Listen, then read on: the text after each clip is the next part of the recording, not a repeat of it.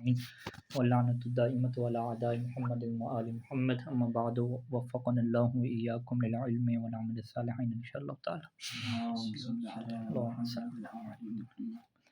مسئلہ نمبر 699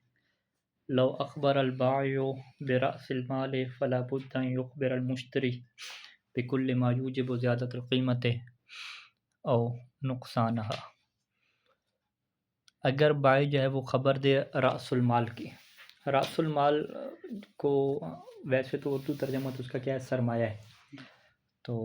اصل مال کی خبر دے. تو اصل مال کی خبر کا یہ مطلب ہوتا ہے، ایک بیع کو مرابحہ جو ہے وہ کہا جاتا ہے فقہ میں، کہ جس میں جو ہے وہ جو بیچنے والا ہے دکاندار وہ بتاتا ہے کہ یہ چیز اصل میں مجھے کتنے کی پڑی ہے. ٹھیک ہے جی، وہ کہتا ہے کہ اصل میرا سرمایہ تو اتنے کا ہے، ٹھیک ہے، میں تو آپ سے منافع لے ہی نہیں رہا. ٹھیک ہے، تو ہم دکاندار کہتے ہیں اچھا آپ نقصان کر رہے ہیں اپنا، بڑی نیکی کا کام کر رہے ہیں، یعنی جو جھوٹ بولتے ہیں. بہرحال تو اگر جو ہے وہ یعنی کوئی بھی چیز بیچتے وقت یہ چیز ضروری نہیں ہوتی کہ انسان بتائے کہ میں نے یہ چیز کتنے کی خریدی اور یہ راس المال میرا اصل سرمایہ کتنے کا ہے، یہ بتانا ضروری نہیں ہوتا. لیکن اگر وہ بتا رہا ہے تو پھر اس کے لیے واجب ہے کہ وہ صحیح بتائے. ٹھیک ہے، وہ سارا بتایا کہ بھئی یہ میں نے ادھار پہ لیا تھا تو مجھے اتنے میں پڑا تھا، یا نقد لیا تھا اتنے میں پڑا تھا، ابھی میں اپنا پروفٹ رکھ کے آپ کو اتنے میں بیچ رہا ہوں. اگر اس میں اس نے کیا ہے غلطی کی تو پھر جناب مشتری کو بعد میں پتہ چلا کہ اس نے تو جھوٹ بولا ہے، اس کو تو چیز اتنے کی پڑی نہیں تھی، تو پھر مشتری کے پاس کیا آ جائے گا، خیار آ جائے گا. ٹھیک ہے جی، اس کو کیا کہتے ہیں، خیار غبن کہتے ہیں، کہ اس نے چیز کیا مہنگی بیچ دی. ٹھیک ہے، تو لہٰذا جو ہے وہ اگر رأس المال کی یعنی اصل جو سرمایہ کی خبر دینی بھی ہے تو پھر صحیح خبر دینی پڑے گی، نہیں تو پھر معاملہ کیا ہے، اگلے کو خیار مل جائے گا، اس میں ذرا بھی دھوکا ہوا تو اگلے کو کیا خیار غبن مل جائے گا. لو اخبر البائع برأس المال، اگر جو ہے وہ بائع کیا کرتا ہے، اصل مال کی خبر دیتا ہے کہ اصل میرا سرمایہ کتنے کا ہے اور کیا صورت حال ہے، تو فلا بدہ تو ضروری ہے کہ یخبر المشتری بکل ما، تو ضروری ہے کہ مشتری کو وہ ہر اس چیز کے بارے میں خبر دے کہ ما یوجب زیادت القیمت ہے اور نقصانہ کے جو سبب بنتی ہے قیمت کے زیادہ ہونے کا یا قیمت کے کم ہونے کا. مثال کے طور پہ وہ یہ کہتا ہے کہ یہ چیز میں نے 100 روپے کی خریدی ہے، ٹھیک ہے، اور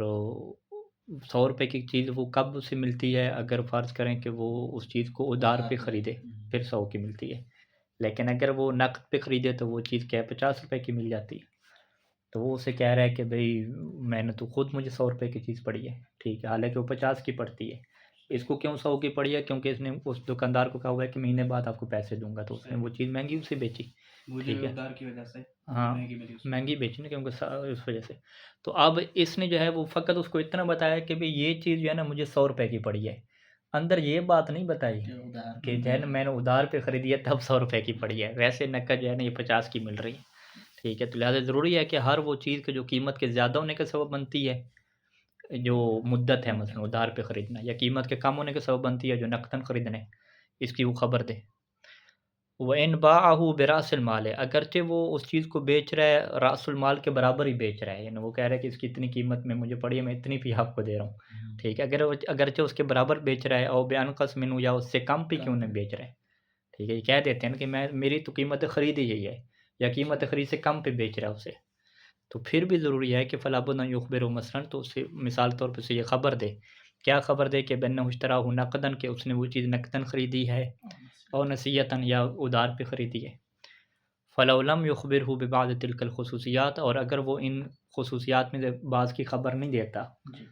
واطلع علیہ المشتری بعد المعاملہ، اور مشتری کیا ہے معاملہ کے بعد ان خصوصیات کے اوپر آگاہ ہوتا ہے، تو فلہ الفسخ، تو مشتری کو کیا ملے گا، خیار فسخ ملے گا. اب پیچھے جو 11 قسمیں خیار فسخ کی تھیں وہ اب دیکھیں کون سا یہاں پہ بنتا ہے، یعنی خیار غبن بھی بن سکتا ہے، اور کون سا اس میں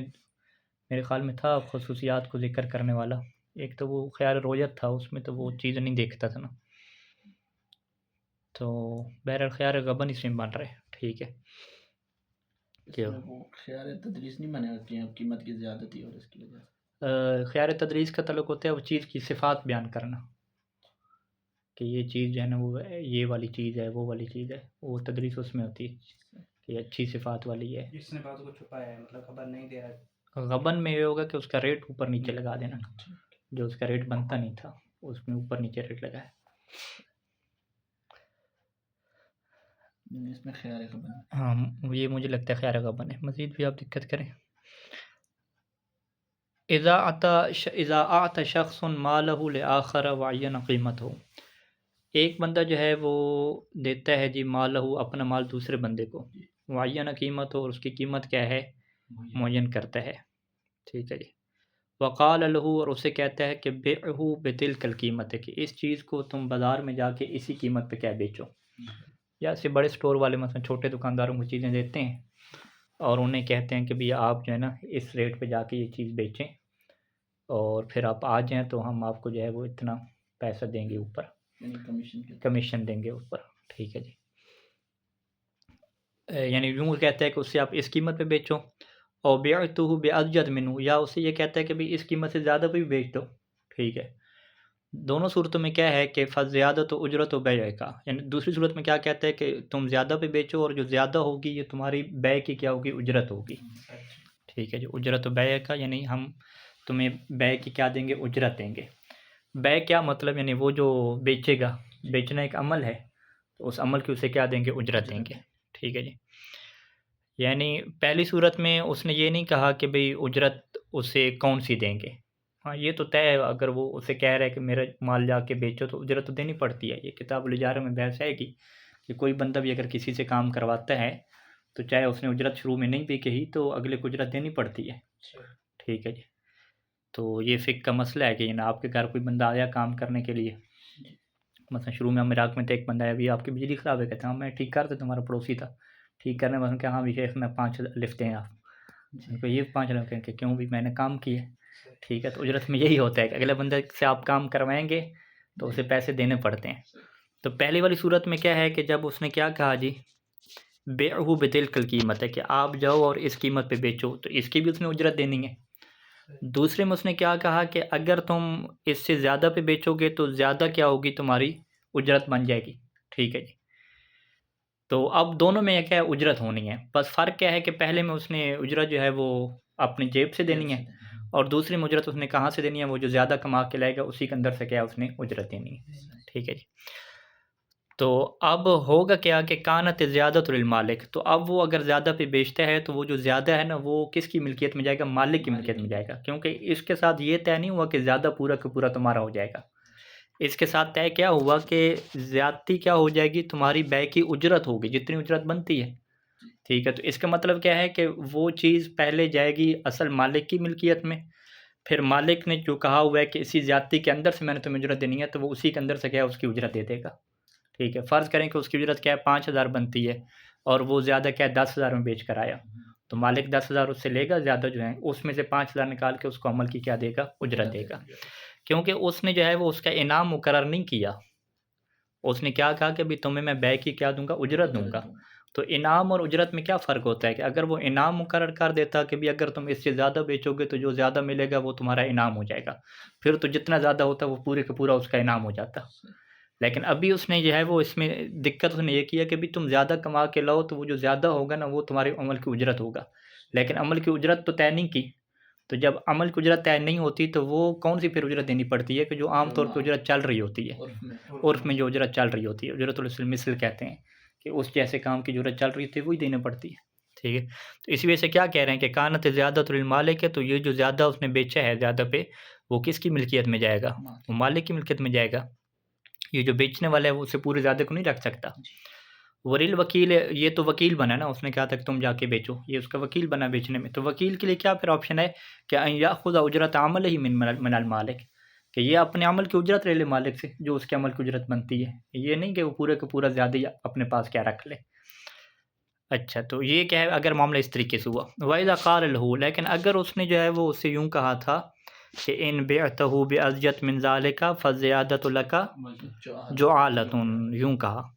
کہ اگر تم جو ہے وہ اس سے زیادہ پہ بیچ دو گے تو جو زیادہ ہو جائے گا نا یہ تمہارا انعام ہو جائے گا، اجرت کی بات نہیں ہوئی، بات کس کی ہوئی، جعالہ کی ہوئی۔ تو جعالہ میں کہتے ہیں کہ اگر پہلے سے چیز طے بھی نہ ہو نا تو جو وہ ملے گا بعد میں وہ سارے کا سارا کیا بن جاتا ہے، جعالہ بن جاتا ہے۔ یعنی جعالہ اور اجارہ میں آگے شاید بحثیں ہیں تو اس میں آپ ایک فرق پڑھیں گے کہ جعالہ میں چیز کا طے ہونا ضروری نہیں ہوتا، اور نہ ہی وہ جعالہ ایسا ہوتا ہے کہ جو عام طور پہ مارکیٹ میں چل رہا ہو، نہیں، جعالہ جو بھی ملے گا زیادہ ہو تھوڑا وہ سارا اس کا جعالہ بن جائے گا، لیکن اجرت میں کیا ہوتا ہے، اجرت میں وہی اگر طے نہیں کی تو پھر وہی اجرت دینی پڑتی ہے کہ جو عام طور پہ چل رہا ہو سسٹم، ٹھیک ہے، اس مثل دینی پڑتی ہے۔ تو یہاں پہ پھر کیا نتیجہ نکلے گا کہ اگر اس نے جعالہ کی بات کی تھی، اجرت کی بات نہیں کی تھی، تو کانت زیادۃ للوکیل، تو پھر زیادہ کس کے لیے ہو جائے گا؟ وکیل کے لیے ہو جائے گا، یعنی پورے کا پورا زیادہ وکیل کے لیے ہو جائے گا۔ اب یہاں پہ یہ نہیں دیکھا جائے گا کہ جی عام طور پہ جعالہ اس کا کتنا، بھی جعالہ عام طور پہ نہیں دیکھا جاتا، انعام ہوتا ہے، تھوڑا بھی ہو سکتا ہے، زیادہ بھی ہو سکتا ہے، اصل چیز جو مثل دیکھی جاتی ہے وہ اجرت دیکھی جاتی ہے۔ اچھا، اگلا جو مسئلہ ہے کہ لا یجوز للقصاب، قصاب کے لیے جائز نہیں ہے کہ ان یبیع لحم الخروف و یسلم لحم النعجۃ، کہ وہ بیچے تو لحم خروف اور حوالے کیا کرے؟ نعجہ کرے۔ خروف کہتے ہیں اس کو نا بیڑ، جو مذکر ہے، دمبا یعنی، اور نعجہ کیا ہے؟ اس کی مؤنث دمبی، ٹھیک ہے جی۔ تو اس نے کیا کہا کہ جی میں لحم خروف بیچ رہا ہوں، یعنی دمبے کا گوشت بیچ رہا ہوں، اور اس کو جو ہے وہ کیا دیا جی؟ دمبی کا گوشت دے دیا، ٹھیک ہے جی۔ تو یہ جائز نہیں ہوتا، بھی جو طے کیا تھا وہی دینا پڑے گا نا، یعنی اس میں وہ یہ نہیں کہہ سکتے بھی دمبا دمبی میں فرق نہیں ہوتا، یعنی فرق ہوتا ہے دمبے کے گوشت میں، دمبی کے گوشت میں، ٹھیک ہے۔ ناچا بکری، ہاں، بکری کو نہیں کہتے ناچا، یعنی جو میرے ذہن میں ہے کہ یہی ہے، مذکر مؤنث کا فرق ہے۔ وہی کہا اس نے بکرے کا گوشت دے، بکری کا رہا ہے، ہاں، یا دمبے کا کہا ہے دمبی کا دے دیا، یا چاہے وہ بکرے کا کہا ہے اس کا دوسرے کا دے دیا۔ بہرحال فرق یہاں پہ فقط مذکر مؤنث کا ہے، یعنی ہے جنس ایک ہی ہے، فرق فقط مذکر مؤنث کا پڑا ہے۔ خروف کہا تھا، ناجہ دے دی، ٹھیک ہے جی۔ فَإِنْ فَعَلَ ذَلِكَ، اگر اس نے ایسا کیا تو ثابت الخيار للمشتری، تو مشتری کو خیار مل جائے گا۔ خیار کا مطلب ان معاملے کو فاسق کرنے کا خیار ملے گا، لیکن یہ معاملے کو فاسق کرنے کا خیار کب ملتا ہے؟ کہ اذا كانت المعاملۃ شخصیۃً، کہ اگر معاملہ کیا ہو؟ شخصی ہو۔ شخصی معاملہ کسے ہوتا ہے؟ کہ جس میں مبیع کو خارج میں معین کیا جاتا ہے، یعنی اس نے خارج میں معین کیا کہ یہ والی جو مبیع ہے نا میں آپ کو کیا بیچ رہا ہوں، ٹھیک ہے۔ اب اس نے کیا ہے وہ والی مبیع اس نے اسے جو دی ہے وہ والی نہیں تھی کہ جو اس نے صفات بیان کی تھیں۔ ہاں، یہ اس کو کس میں بیان، کون سے خیار میں سے ڈالیں گے کہ صفات اس نے اور بیان کی اور دی اور ہے؟ یہ تخشائدہ خیار رویہ، خیار رویت میں تو وہ چیز سامنے نہیں ہوتی،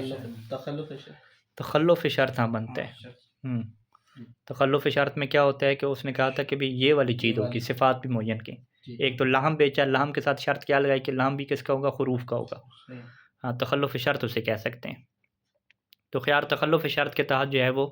ہم کیا کہیں گے کہ مشتری کو جو ہے وہ اختیار مل جائے گا معاملے کو کیا فاسق کرنے کا، اور معاملے کو فاسق کرنے کا اختیار ملے گا۔ ثابت الخیال للمشتری اذا كان معه شخصیۃ وله المطالبۃ بلحم الخروف، اور اس کے پاس یہ مطالبہ ہے کہ وہ لحم خروف کو جو ہے وہ ہاں، اور اس کے لیے جائز ہوگا کہ یہ لحم خروف کا مطالبہ کرے، لیکن لحم خروف کا مطالبہ کرنا کب جائز ہوگا؟ کہ اذا كان المبيع كليا في الذمہ، کہ اگر مبیع شخصی نہ ہو، ٹھیک ہے، بلکہ کلی فی الذمہ ہو، یعنی شخصی ہو تو اس کے پاس جو ہے وہ جو اختیار ہے کہ یا تو بے کو فسخ کر دے، یا جو ہے وہ جو اس نے دیا اسی کے اوپر راضی ہو جائے، ٹھیک ہے، یہ دو آپشن ہو جائیں گے۔ اور اگر مبیع کیا تھی جی؟ کلی فی ذمہ تھی، ٹھیک ہے، اس نے گوشت خارج معین نہیں کیا، اس نے کہا بھی 1 کلو جو ہے وہ لحم خروف دے دو، تو اس نے جب دیا تو اس نے دیکھا کہ وہ لحم خروف نہیں ہے، تو یہ کلی فی ذمہ تھی، تو اس صورت میں وہ اس کے پاس یہ بھی اختیار ہے کہ معاملہ فاسق کر دے، لیکن دوسرا اختیار کیا ہے کہ وہ اس کے اوپر راضی نہ ہو، وہ اس کے مطالبہ کیا کرے کہ بھئی چینج کر دو تم، ٹھیک ہے۔ تو دوسرے میں جو چینج کرنے والی بات ہوتی ہے وہ کس میں جاتی ہے؟ وہ بھی میرے خیال میں خیار تخلف شرط میں جاتی ہے، جو شرط اس کے ذمہ تھی اس نے پوری نہیں کی، اسی میں کیا جاتی ہے، خیال تخلف شرط، یا اس میں ہاں اس نے چیز دیکھی نہیں ہے نا، ہاں کلی فی ذمہ میں اس نے چیز دیکھی نہیں ہے، خیال رویت بھی ہو سکتا ہے، ہاں خیال رویت میں کیا ہوتا ہے؟ چیز دیکھی نہیں جاتی، یعنی خیار تخلف شرط بھی ہو سکتا ہے اور خیال رویت بھی ہو سکتا ہے۔ اس نے صفات کیا بیان کی تھی کہ یہ خروف کا ہوگا، اور دی کون سے؟ یہ خروف کا نہیں دیا، تو یہ جو ہے وہ خیال رویت بھی ہو سکتا ہے اس میں۔ اچھا، وَكَذَلِكَ الْحَالُ، اور بالکل یہ صورت حال ہوگی کہ فِيمَا إِذَا بَاعَ ثَوْبًا عَلَىٰ يَكُونَ لَوْنُهُ ثَابِتًا، کہ اس نے جو ہے وہ کپڑا بیچا اور شرط کیا رکھی کہ اس کا جی جو لون ہے نا، رنگ، وہ پکا رہے گا، ٹھیک ہے، اترے گا نہیں۔ فَسَلَّمَ إِلَى الْمُشْتَرِي مَا يَزُولُ لَوْنُهُ، اور مشتری کو اس نے وہ کپڑا دیا کہ جس کا رنگ کیا اتر جاتا ہے، تو یہ بھی خیار تخلف شرط میں جائے گا۔ تو اگر بے شخصی ہوگی تو یا اسی پہ راضی ہو جائے یا واپس کر دے، اور اگر بے کلی فی ذمہ ہے تو اس کے بدلے میں وہ کپڑا مطالبہ کرے گا کہ ما یثبت لونہ، کہ جس کا رنگ کیا رہتا ہے، ثابت رہتا ہے۔ اچھا، خاتمۃ فی الاقالہ، اقالہ کسے کہتے ہیں؟ یعنی خاتمہ نے اختتامی گفتگو اقالہ کے متعلق ہے۔ اقالہ میں کیا ہوتا ہے کہ اگر ایک فریق جو ہے وہ پشیمان ہو جاتا ہے اور وہ اپنی بیع کو ختم کرنا چاہتا ہے تو اقالہ کو قبول کرنا کیا ہوتا ہے؟ مستحب ہوتا ہے، واجب نہیں ہوتا، ٹھیک ہے۔ دونوں ہو سکتے ہیں، عام طور پہ مشتری ہوتا ہے، چیز لے جاتا ہے، پھر بعد میں کیا واپس کرتا ہے، اور وہ بائع بھی ہو سکتے ہیں، بائع بھی مشتری کو کہے کہ بھی چیز ہماری واپس کریں، اپنے پیسے واپس لے جائیں۔ تو اقالہ میں کیا ہے، اگر دونوں میں سے کوئی ایک مطالبہ کرے تو اس کو قبول کرنا کیا ہوتا ہے؟ مستحب ہوتا ہے۔ اقالہ کیسے کہتے ہیں؟ وہی فسخ العقد من احد المتعاملین، جو دو بندوں نے معاملہ کیا ان میں سے ایک کی طرف سے عقد کو فسخ کر دیا جاتا ہے، لیکن کب فسخ کیا جاتا ہے؟ بعد طلب ہی من الآخر، کہ جب دوسرے کی طرف سے ڈیمانڈ آتی ہے، طلب فسخ آتی ہے، دوسرا مطالبہ کرتا ہے کہ جی آپ اس کو فسخ کریں۔ والظاہر جریان ہوا فی عامۃ العقود، اور ظاہر یہ ہے کہ یہ جو اقالہ ہے یہ تمام عقود میں جاری ہوتا ہے، کہ جو عقود کیا ہوتے ہیں؟ لازم ہوتے ہیں۔ حتی الہبہ لازمہ، حتیٰ کہ جو ہبہ لازمہ ہوتا ہے اس میں بھی کیا جاری ہوتا ہے؟ یعنی ہبہ کیا ہے؟ وہ گفٹ کے طور پہ چیز دینا، تو وہ اگر رشتہ داروں کو چیز دی جائے گفٹ کے طور پہ تو وہ ہبہ لازمہ ہوتا ہے، ان سے واپس نہیں لے سکتے۔ رشتہ دار کے علاوہ کسی اور کو دی جائے تو پھر آپ واپس لے سکتے ہیں۔ مثال طور پر اس نے بہن کو دی، بیٹی کو دی، بھائی کو دی، کزن کو دی، فرض کریں، تو وہ اس سے کیا ہے؟ وہ ہبہ واپس لے سکتا ہے یا نہیں لے سکتا؟ ہم کہیں گے واپس نہیں لے سکتا، لیکن اگر یہ مطالبہ کر رہا ہے تو پھر اس سے کیا دینا چاہیے جی؟ اقالہ قبول کر لینا چاہیے، ٹھیک ہے، ہاں مستحب ہے۔ یعنی یہی جو شادی وغیرہ ہوتی ہے تو وہ کہتے ہیں جی میں نے بیوی کو اتنا گفٹ دیا تھا، میں واپس اس سے لینا چاہتا ہوں، ٹھیک ہے۔ تو ہم کیا کہتے ہیں کہ اگر تو بیوی آپ کی کزن ہے، ٹھیک ہے، پھر نہیں لے سکتے، پھر لازم ہو گیا، لیکن اگر وہ کزن نہیں ہے، باہر شادی کی ہوئی ہے، پھر لے سکتے ہیں، ٹھیک ہے جی۔ تو پھر کزن ہو گئی یعنی رشتہ دار ہو گئی تو ہبہ لازمہ ہوتا ہے نا، چونکہ تو ہبہ لازمہ ہم کیا کریں گے؟ آپ اقالہ کریں، ہم کہیں گے اقالہ کریں، آپ طلب کریں اس سے، آپ کہیں ٹھیک ہے میں نے ہبہ کیا تو ہبہ کو میں فسخ کرتا ہوں، تو اب اگلا قبول کر لے تو اس سے پھر کہیں کہ اچھی بات ہے قبول کرنا، اگر قبول نہ کرے تو پھر کیا ہے؟ یہ نہیں لے سکتا اس سے، غاصب ہوگا وغیرہ۔ تو تمام عقود لازمہ حتیٰ کہ ہبہ لازمہ، غیر نکاح، لیکن نکاح میں کیا فسخ نہیں ہوتا، نکاح میں کیا ہوتی ہے؟ فسخ کی جگہ پہ طلاق ہوتی ہے نا۔ اچھا، نکاح میں کیا ہے؟ وہ بیوی طلاق مانگتی ہے تو طلاق دی جاتی ہے، فسخ نکاح نہیں ہوتا۔ اسی طریقے سے جو زمان ہوتا ہے، زمان میں بھی کیا ہے؟ فسخ عقد زمان نہیں ہوتا، زمان کی بحث بھی کیا ہے؟ بعد میں آئے گی شاید، ٹھیک ہے، ہماری بحث میں شامل۔ اچھا، وفی جریان فی صدقۃ اشکال، اور جو صدقہ دیا جاتا ہے اس کے اندر جاری ہونے میں کیا اشکال ہے؟ صدقہ بھی کیا ہے؟ ہبہ کی قسم ہے، لیکن ہبہ اور صدقہ میں کیا فرق ہے کہ صدقہ میں کیا ہوتی ہے؟ قربت الی اللہ کی نیت ہوتی ہے، تو آپ کوئی بھی چیز کسی کو دیتے ہیں اور اگر نیت آپ کی کیا ہے؟ قربت الی اللہ ہے، تو اسے فقہ میں کیا کہا جاتا ہے؟ صدقہ کہا جاتا ہے، ٹھیک ہے۔ اگرچہ نام نہ بھی لیں، مثال کے طور پہ ابھی پانی آپ کو پلایا مثلا، قربت الی اللہ پڑا ہے تو یہ بھی فقہی اعتبار سے صدقہ ہوگا، ٹھیک ہے، اس میں مشکل نہیں ہے فقہی اعتبار سے، ہاں عرفی طور پہ مشکل ہے کیونکہ ایسا صدقہ دے رہے ہیں آپ ہمیں، ٹھیک ہے۔ تو صدقے والا ہبہ بھی کیا ہوتا ہے؟ لازم ہوتا ہے، تو وہ اس نے قربت اللہ دیا تھا، اس میں یہ بھی نہیں ہوتا کہ اگرچہ رشتہ دار کو نہ بھی دے پھر بھی وہ لازم ہوتا ہے کیونکہ قربت اللہ تھا، تو کیا اس کو وہ فسخ کر سکتا ہے کہ وہ اسے کہے کہ بیا واپس کرے میرا صدقہ؟ تو کہتے ہیں اس کے اندر اقالہ کے جاری ہونے میں کیا اشکال ہے، ٹھیک ہے جی، یعنی احتیاط واجب کے طور پہ اقالہ نہیں کرے گا، اور اگر کر دیتا ہے تو اگلا اگر قبول نہ کرے تو اس کے لیے مشکل نہیں ہے، کوئی استحباب ثابت نہیں ہے اس کے لیے۔ وَتَقَعُ بِكُلِّ لَفْظٍ، اور یہ اقالہ واقع ہو سکتا ہے ہر اس لفظ کے ذریعے سے کہ يدل علی المراد، کہ جو اس کی معنی مراد کی دلالت کرے، اگرچہ وہ لفظ کیا ہو؟ عربی کا نہ بھی ہو۔ بل تقع بالفعل کما تقع بالقول، بلکہ جیسے یہ قول یعنی بول کے واقع ہوتا ہے، اقالہ فعل کے ذریعے سے واقع ہوتا ہے، یعنی ایک جا کے اس کے سامنے کوئی چیز رکھتا ہے، اس کو سمجھ آ جاتی ہے کہ یہ واپس کر رہے ہیں، تو یہ بھی اقالہ ہو گیا۔ فَإِذَا طَالَبَ أَحَدُ الْمُتَبَايِعَيْنِ مَثْلًا الْفَسْخَ مِنْ صَاحِبِهِ، پس کیا ہے؟ متبایعین میں سے مثال کے طور پہ اگر کوئی فسخ کا مطالبہ کرتا ہے من صاحبی، اپنے دوسرے جو ہے وہ ساتھی سے، فدافع علیہ، اور اس کو وہ دے دیتا ہے کیا چیز کہ ما اخذ منہ، کہ جو اس نے اس سے لیا تھا، تو کان فسخا و اقالۃ، تو یہ کیا ہو جائے گا؟ فسخ ہو جائے گا، اقالہ ہو جائے گا۔ وواجب علی الطالب، اور یہ جو طالب اقالہ ہوتا ہے نا، اس کے اوپر کیا واجب ہو جاتا ہے کہ ارجاع ما فی یدہ من العوض الی صاحبہ، کہ طالب کے اوپر واجب ہوتا ہے کہ جو بھی اقالہ کو طلب کرنے جا رہا ہے کہ جو اس کے ہاتھ میں ہے عوض وہ بھی کیا واپس کرے اس کے صاحب کو، ٹھیک ہے جی، طالب اقالہ کے اوپر۔ طلب احد المتباین، طلب احد المتباین میں کیا ہے کہ فدافع علیہ، دف دے دیتا ہے، یہ فسق بھی ہو جائے گا، اقالہ بھی ہو جائے گا، اور جو بھی طالب ہوتا ہے، یعنی یہ الگ مسئلہ بیان کر رہے ہیں کہ ایک تو جو ہے نا طالب نے کیا کرنا ہوتا ہے، وہ قول کہنا ہوتا ہے نا، یا کوئی ایسا فعل کرنا ہوتا ہے کہ جی میں اس معاملے کو فسق کرنا چاہ رہا ہوں، دوسرا اس کے اوپر واجب کیا ہوتا ہے کہ جو اس نے لیا وہ بھی کیا اس کو واپس کرے، یعنی صرف اپنی چیز ہاں، فقط یہ نہیں ہے کہ بھی آپ معاملہ فسق کرو میں نہیں دوں گا، ایسا نہیں ہوتا، معاملہ جو ہے اس میں ہوتا ہے، یعنی فرض کریں کہ اگر ہبہ کیا ہو وہ معاوضہ ہو نا، دونوں طرف سے ہوگا،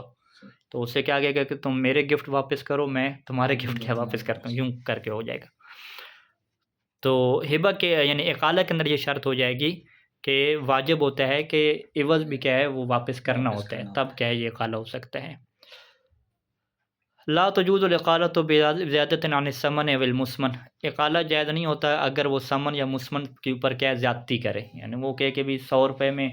آپ سے چیز خریدی تو میں آپ کو 120 واپس کرتا ہوں، وہ چیز کیا ہے آپ کیا کریں واپس لے لیں، کر دیں۔ ہاں یہ بائک ہے نا، ہاں خریدار اگر جو ہے نا اقالہ کر رہا ہے، کہتے ہیں ٹھیک ہے آپ نے 100 روپے مجھ سے چیز لے کر کے میں آپ کو 110 120 دیتا ہوں واپس کر دوں، تو یہ جائز نہیں ہوتا۔ یا مسمن کے اوپر زیادتی کریں، یعنی یہ 10 کلو چاول لے کر آیا تو یہ اس کو واپس کیا ہے زیادہ کر رہا ہے 1 کلو اور ڈال کے کہ پیسے کیا میرے واپس کرو، تو یہ نہیں ہو سکتا، یا نقصان تھوڑے سے بھی نہیں ہو سکتا، یعنی اقالہ میں کیا ہوتا ہے وہی چیز ہوتا ہے جو اس نے لیا تھا وہی واپس کرنا ہوتا ہے، اوپر نیچے نہیں ہوتا۔ اوئے ہوئے ہوئے۔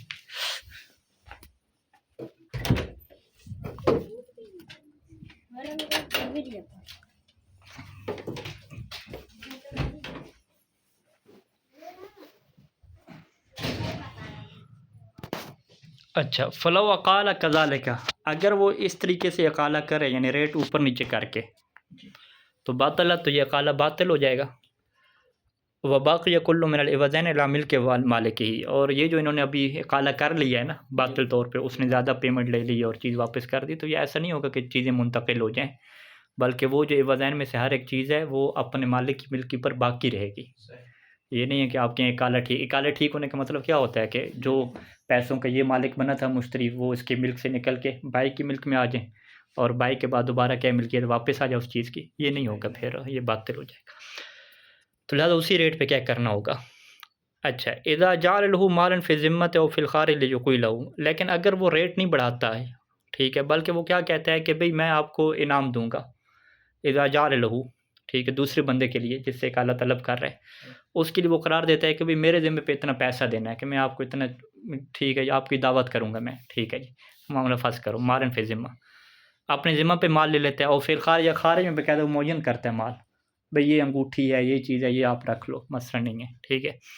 کیوں وہ کہتے ہیں لیقی لہ، تاکہ وہ اس کو سے کیا کرے اقالے کو طلب کرے، تاکہ وہ اس کو اقالہ کرے معاملے کو، یعنی بیان قال لہ، یعنی اس سے کیا کہ عقیل نہیں، آپ مجھ سے کیا اقالہ کر لیں، یعنی معاملے کو فسخ کر دیں، وَلَكَ هَذَا الْمَال، اور آپ کو کیا میں یہ مال دے دوں گا، او عقیل نہیں، یا میرے ساتھ آپ اقالہ کریں، وَلَكَ عَلِيَّ كَذَا، اور آپ کے لیے میرے ذمہ پہ کیا اتنا مال ہو گیا، میرے ذمہ پہ آپ کی دعوت ہوگی، ٹھیک ہے، تو کہتے ہیں کہ فل اظہر حیثیت ہو، تو اظہر نظریہ یہ ہے کہ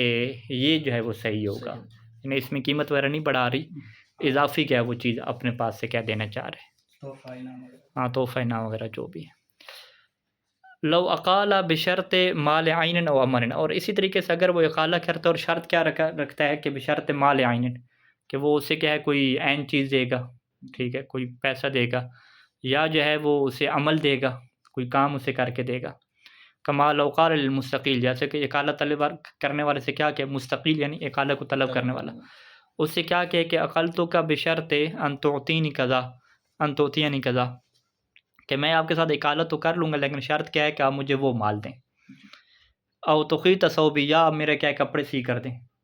فقابل اور اگلا قبول کر لے تو یہ بھی کیا ہو جائے گا، صحیح ہو جائے گا، یعنی یہ بھی ثمن اور مسمن کو بڑھانا نہیں ہوگا۔ اگلی بحث یہ ہے کہ فی قیام وارث المتعاقدین مقام مورث، کہ متعاقدین تو فوت ہو گئے، اب ان کے جو وارث ہیں کیا وہ مورث کی جگہ پہ قائم مقام بنیں گے، کس چیز میں، فی صحت الاقالہ، اقالہ کے صحیح ہونے میں، یعنی جیسے اس بندے کو اختیار تھا کیا اس کے وارثوں کو بھی اختیار ہوگا کہ وہ اقالہ کر سکتے ہیں، کیسے ہیں، اس میں اشکال ہے، اور ظاہر یہ ہے کہ العدم، کہ یہ اقالہ ثابت نہیں ہے ان کے لیے۔ چلیں یہ آج اتنا کافی ہے. وصلی اللہ علیہ وسلم.